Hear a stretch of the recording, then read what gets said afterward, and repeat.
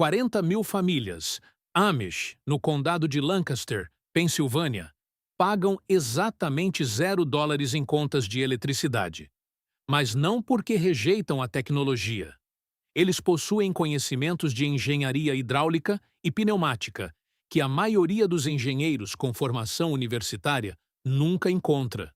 Não se trata de improvisos primitivos ou soluções temporárias montadas por desespero. Em vez disso, é uma tecnologia tão eficaz que uma indústria inteira passou um século garantindo que você nunca a aprendesse. E até o final deste vídeo, você descobrirá exatamente como construir esses sistemas por conta própria por menos de os $300. Imagine uma típica oficina Amish no condado de Holmes, Ohio. Não há linhas de energia chegando ao prédio, nenhum gerador zumbindo do lado de fora.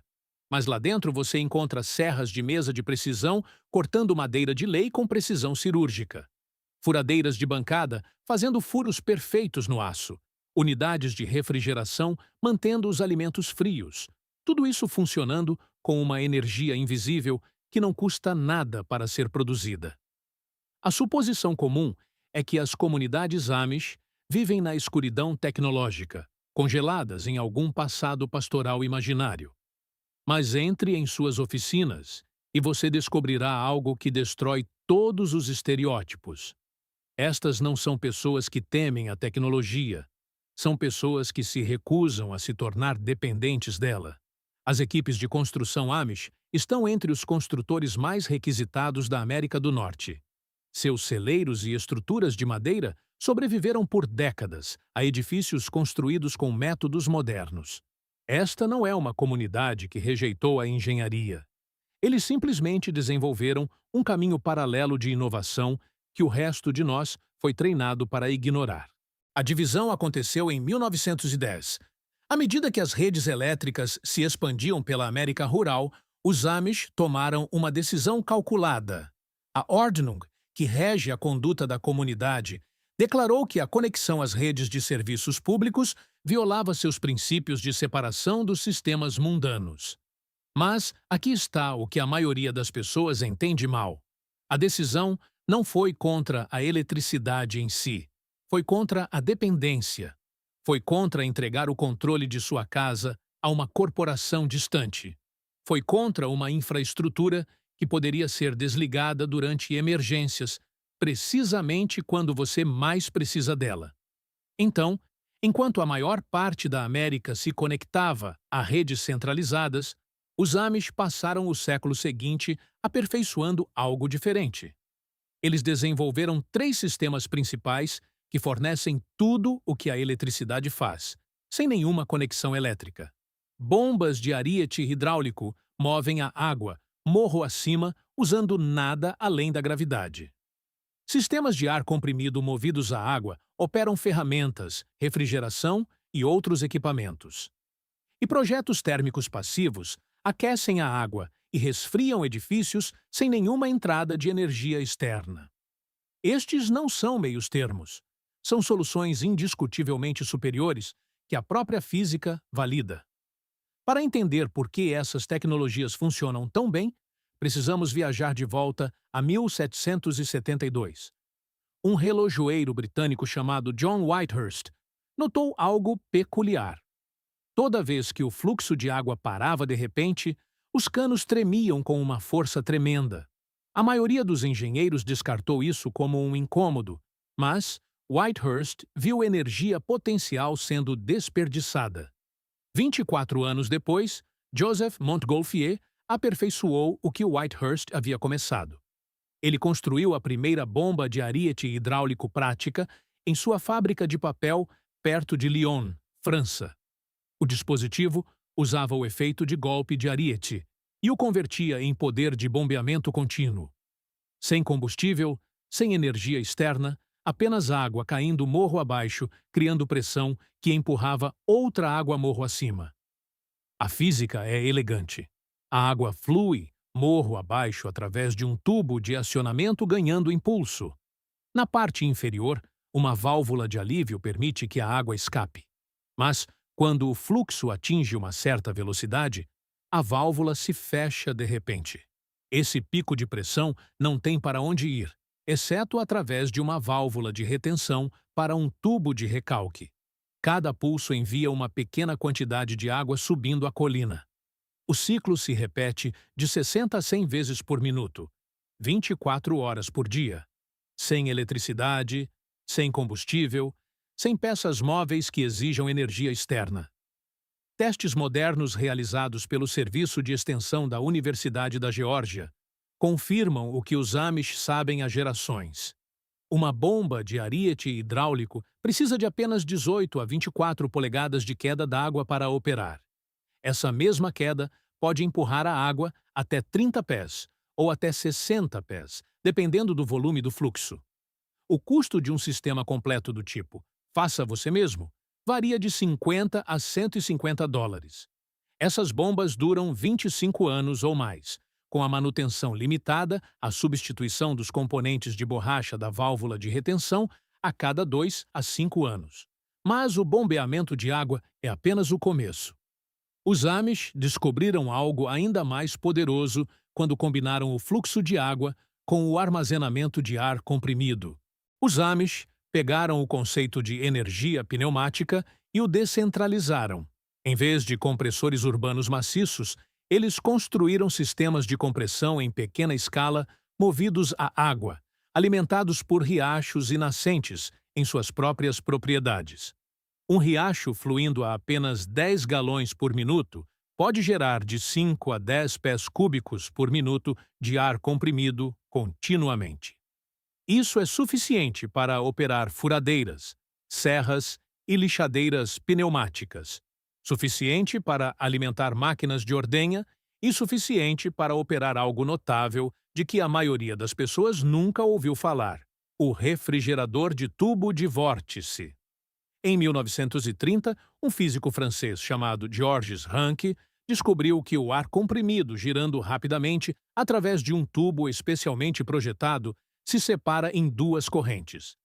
Uma corrente torna-se extremamente fria, a outra torna-se quente. Sem refrigerantes, sem produtos químicos, sem eletricidade. As comunidades Amish usam esse princípio para armazenamento de alimentos e resfriamento de laticínios. O terceiro pilar da independência energética Amish requer ainda menos infraestrutura. O design térmico passivo aproveita o sol e a terra para aquecimento e resfriamento sem nenhum sistema mecânico. Os Amish os chamam de aquecedores de caixa de pão, um tanque pintado de preto dentro de uma caixa isolada, com uma frente de vidro voltada para o sul. A água entra fria pela parte inferior. A luz do sol aquece o tanque. A água quente sobe para uma saída na parte superior. Em dias ensolarados, esses coletores simples aquecem a água a 120 ou até 150 graus Fahrenheit. Para o resfriamento, os Amish contam com o acoplamento com a terra. Desça de 6 a 8 pés abaixo da superfície do solo e você encontrará temperaturas estáveis entre 50 e 55 graus Fahrenheit o ano todo. Uma adega subterrânea construída adequadamente mantém essas temperaturas indefinidamente com zero entrada de energia. Sobreponha esses três sistemas e você terá total independência energética. Água bombeada, morro acima por uma bomba de ariete, alimentada pela gravidade, supre as necessidades da casa e do gado. O excesso de fluxo de água impulsiona o ar comprimido para ferramentas e refrigeração. Aquecedores solares simples fornecem água quente. O acoplamento com a terra fornece resfriamento. O único custo contínuo é a manutenção ocasional. Então, se esses sistemas funcionam de forma tão eficaz, por que não fazem parte do currículo padrão nas escolas de engenharia? Por que os guias de vida fora da rede se concentram em painéis solares caros, que custam de 20 mil a 50 mil dólares, quando 300 dólares em encanamento podem bombear água indefinidamente? Samuel Insull. Em 1881, um jovem imigrante britânico chegou à América para trabalhar como secretário pessoal de Thomas Edison. Nos 50 anos seguintes, Ele faria mais para moldar a forma como os americanos consomem energia do que o próprio Edison. Insull foi pioneiro nos monopólios de serviços públicos apoiados por regulamentação governamental. Entre 1892 e 1932, ele consolidou mais de 5.000 empresas de energia separadas em concessionárias regionais centralizadas. Mas construir monopólios exigia eliminar a concorrência. E a maior concorrência para as concessionárias centralizadas era a independência energética. Insull e outros executivos de serviços públicos fizeram campanha ativamente contra os sistemas de geração doméstica. Seus lobistas pressionaram por regulamentações que exigissem instalação profissional.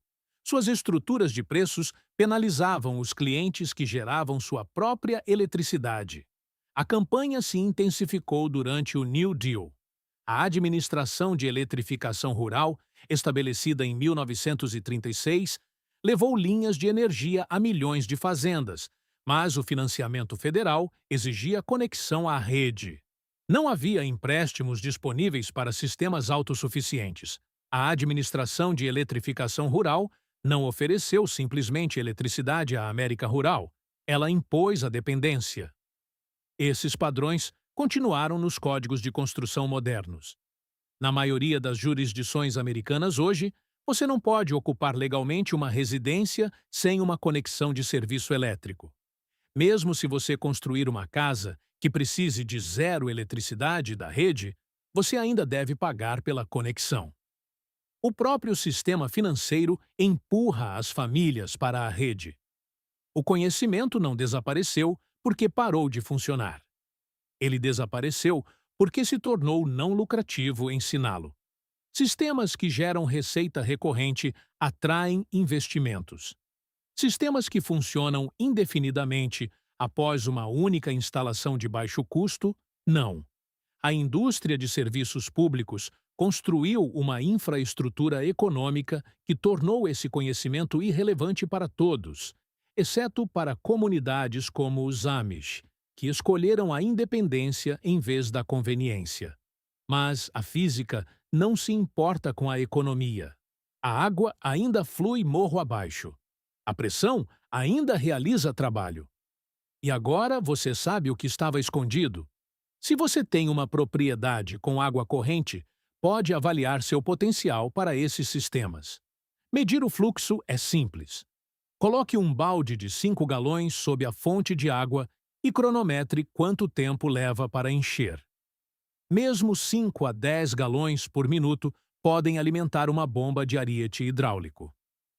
Para uma instalação básica de bomba de ariete, a lista completa de materiais cabe em um cartão de índice, tubo de acionamento de 1 e 1/4 de polegada, uma válvula de retenção de portinhola para a válvula de alívio, uma válvula de retenção de mola para a válvula de recalque, um tanque de pressão e um tubo de recalque, subindo até o armazenamento. O custo total geralmente fica abaixo de os $150. A família americana média gasta de os $1.500 aos $2.500 anualmente em eletricidade. Uma instalação de bomba de ariete de os $300 se paga em meses. Estes não são sacrifícios. São melhorias que, por acaso, são invisíveis para os departamentos de faturamento das concessionárias. Os Amish fizeram sua escolha em 1910, quando viram aonde a dependência centralizada levaria. Eles escolheram sistemas que não podiam ser desligados remotamente. Eles escolheram equipamentos que podiam ser mantidos com ferramentas manuais. Eles escolheram a liberdade das contas mensais e das falhas de infraestrutura. E eles provaram por mais de 100 anos que a escolha funciona. A eletricidade da rede oferece uma conveniência que esses sistemas mecânicos não podem substituir totalmente. Mas dependência é vulnerabilidade. Cada sistema que você constrói e que opera de forma independente é uma liberdade que você possui. A indústria de serviços públicos passou um século ensinando a você que a independência era impossível. Os Amish provaram o contrário, usando a física que a indústria não pôde revogar. Há uma certa satisfação em ver a água subir uma colina usando nada além de seu próprio peso. Sem eletricidade, sem combustível, sem conta mensal chegando na caixa de correio. Apenas a física fazendo o que a física faz. A bomba de Ariete existe desde os anos 1700. As pessoas se esquecem disso. Elas assumem que qualquer coisa fora da rede deve ser algum tipo de fantasia moderna de sobrevivencialista, quando, na verdade, é apenas lembrar o que já sabíamos. A primeira pergunta não é sobre materiais ou medidas. É mais simples do que isso. Você tem água em queda, uma nascente, um riacho, algo que flui o ano todo sem que você precise pensar nisso? Se você está dependendo do escoamento sazonal, está construindo um sistema sazonal, o que pode ser bom, mas você deve saber disso desde o início. O fluxo importa mais do que as pessoas esperam. Aquele teste do balde de 5 galões diz tudo. Encha-o, conte os segundos, faça as contas. Menos de 2 galões por minuto e você estará travando uma batalha difícil em mais de um sentido. De 5 a 10 galões, e a coisa toda começa a parecer quase generosa. A queda vertical é a outra metade da equação. 1,5 pé tecnicamente funcionará. De 3 a 5 pés, e você para de se preocupar se está funcionando. Aqui está a parte que confunde as pessoas. A proporção de elevação para queda.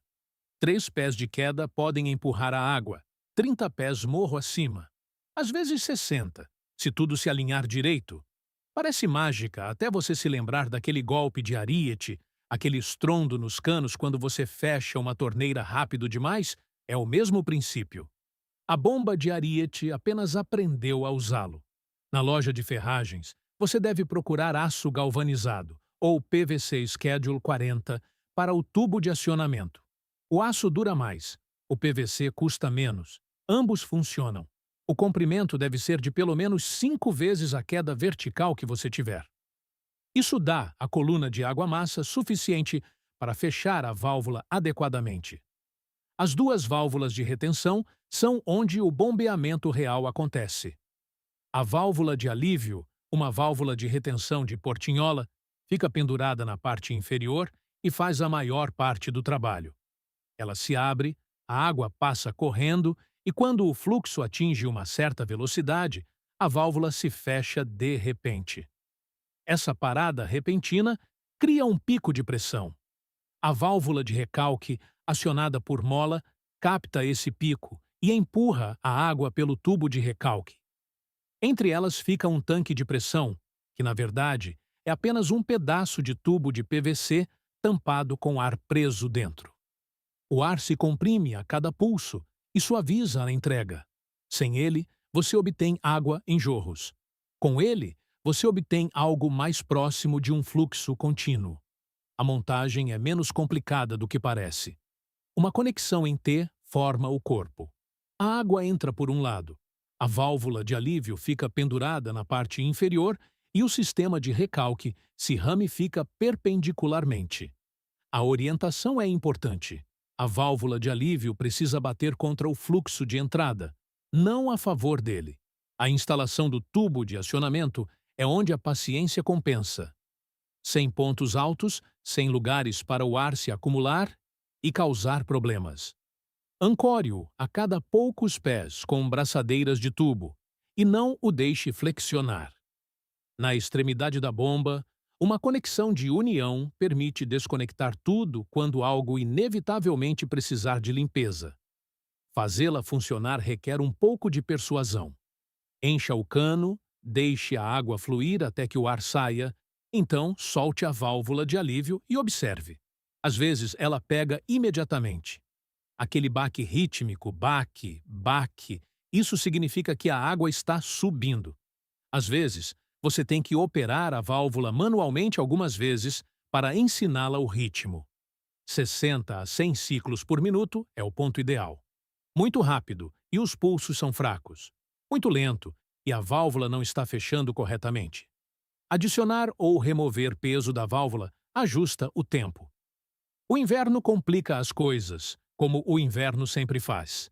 Enterre o tubo de acionamento abaixo da linha de congelamento. 1 pé de profundidade na Geórgia.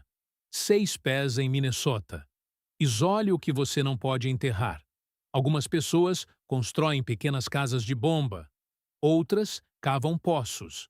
O tubo de captação deve ficar abaixo de onde o gelo se forma, na água mais profunda que continua se movendo. O aquecedor solar de caixa de pão opera em um princípio ainda mais antigo. Coisas escuras ficam quentes ao sol. Um tanque pintado de preto dentro de uma caixa isolada com uma frente de vidro aquecerá a água a temperaturas surpreendentemente úteis sem nenhuma peça móvel. 30 a 40 galões atendem a uma pequena casa. Tanques de aquecedores de água recuperados funcionam bem depois que você retira o invólucro externo. Os revestidos de vidro resistem melhor à corrosão. Evite os galvanizados. Zinco e água quente não se misturam bem. A caixa em si é apenas compensado, isolamento de espuma e material reflexivo refletindo a luz no tanque por todos os lados. O vidro pode ser vidro temperado de uma velha porta de correr. As pessoas jogam isso fora constantemente. A água fria entra por baixo. A água quente sai por cima. Isso não é arbitrário. É o que faz o termosifão funcionar. A água quente sobe, a água fria desce e a circulação acontece sem bombas. Uma válvula de retenção na entrada evita que tudo funcione ao contrário à noite, puxando o calor para fora. Monte-o voltado para o sul, inclinado na sua latitude mais 10 ou 15 graus acima do suprimento de água fria, mais abaixo de onde você deseja que a água quente vá. Então esqueça até que o sol pare de brilhar. As adegas subterrâneas resolvem um problema diferente. Não água, não calor, tempo. O solo permanece de 50 a 55 graus o ano todo quando você atinge profundidade suficiente. Essa é a temperatura da geladeira sem a geladeira. Encostas voltadas para o norte funcionam melhor. 10 por 10 pés armazenam comida para um ano para uma família de 4 pessoas, o que parece muito até você começar a contar os potes. A construção é mais complexa. Escave mais do que você precisa. Coloque cascalho de drenagem e tubo perfurado no fundo. Despeje paredes de concreto e um telhado reforçado. Impermeabilize tudo e aterre. 2 tubos de ventilação, um baixo e um alto, evitam o cheiro de mofo que estraga os alimentos armazenados. Um vestíbulo isolado com 2 portas cria uma eclusa de ar que mantenha a temperatura estável quando você vai pegar batatas em janeiro. Prateleiras de cedro ou alfarroba resistem ao apodrecimento. Produtos que gostam de frio vão para baixo. Itens tolerantes ao calor vão para cima. O diferencial de temperatura não é enorme, mas está lá. O que se torna interessante é como essas peças se encaixam. A bomba de ariete enche um tanque elevado. A elevação cria pressão. Pressão significa água corrente sem bomba. Essa mesma água caindo pode alimentar uma trompa, um compressor de ar movido à água que os mineiros usaram por séculos. A água cai por um cano. Arrasta bolhas de ar para baixo com ela e libera ar comprimido na parte inferior em um tanque de coleta. Conecte esse ar comprimido a ferramentas pneumáticas e você terá uma oficina funcionando com nada, além de gravidade e fluxo. O aquecedor de caixa de pão cuida da água quente. A adega subterrânea cuida do armazenamento. A bomba de ariete cuida da distribuição. Nenhum deles exige o outro, mas juntos, eles começam a se assemelhar a algo mais do que a soma de suas partes. Os Amish não construíram engenhocas isoladas. Eles construíram ecossistemas, cada componente apoiando os outros, cada peça reduzindo a dependência um pouco mais. Existe uma palavra para sistemas que se sustentam sem intervenção constante. A palavra é infraestrutura. A maioria das pessoas simplesmente esqueceu que a infraestrutura não requer uma empresa de serviços públicos. Agora, você sabe o que eles sabem. O que você constrói com esse conhecimento depende de você. Se esta história mudou a maneira como você vê os sistemas de energia em sua própria vida, inscreva-se e curta o canal. Dedicamo-nos a descobrir a história e a engenharia que o mundo tentou fazer você esquecer. É hora de recuperar sua independência e semear o futuro. O próximo tesouro de conhecimento esquecido será aberto em breve. Junte-se a nós nesta jornada.